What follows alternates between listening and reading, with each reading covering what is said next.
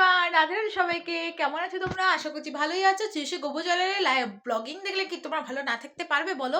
তো আশা করছি তোমরা সবাই ভালো হয়তো, আমিও ভালো আছি। তো এখন বেজে গেছে রাত 11:36, 11:30 বাজে।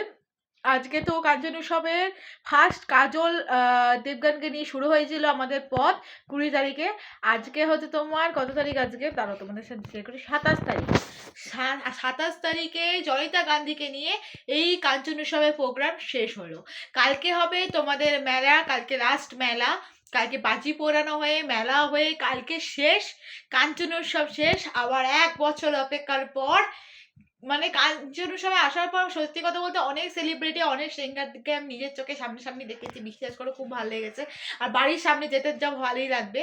তো যাই হোক, খুব মজা করেছি এই কটা দিন, তোমার সাথে ব্লগেও শেয়ার করেছি।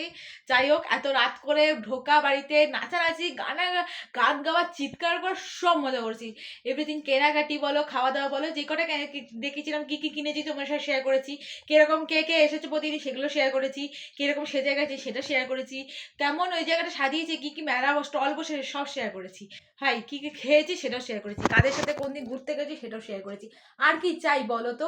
সরস্বতী পুজো তার মাঝখানে কেটে গেল। সরস্বতী পুজোতে কি করলাম, কোথায় গেলাম, কি খেলাম, কিরকম কি করলাম, সব শেয়ার করেছি তোমাদের সাথে ব্লগে। কে এসেছিল আমাদের বাড়িতে জানোই, আয়াতের সাথে কোথায় কোথায় ঘুরতে গেছে সেটাও শেয়ার করেছি।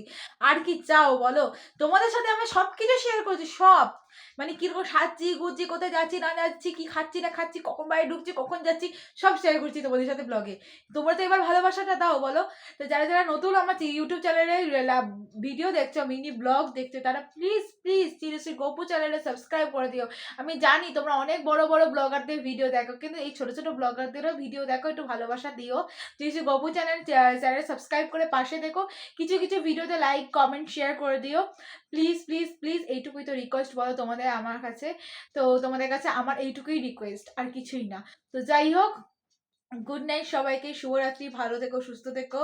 আর গপু যেন সবার ইচ্ছা পূরণ করে, সবাইকে ভালো রাখে, সুস্থ রাখে, এটাই কামনা করি। সামনে কীর্তন আছে পিবি বাড়িতে 31 তারিখে, সারা রাত ধরে। 1 তারিখে খাওয়ান দাওয়ান আছে, সেই সব ব্লগে শেয়ার করবো তোমাদের সাথে।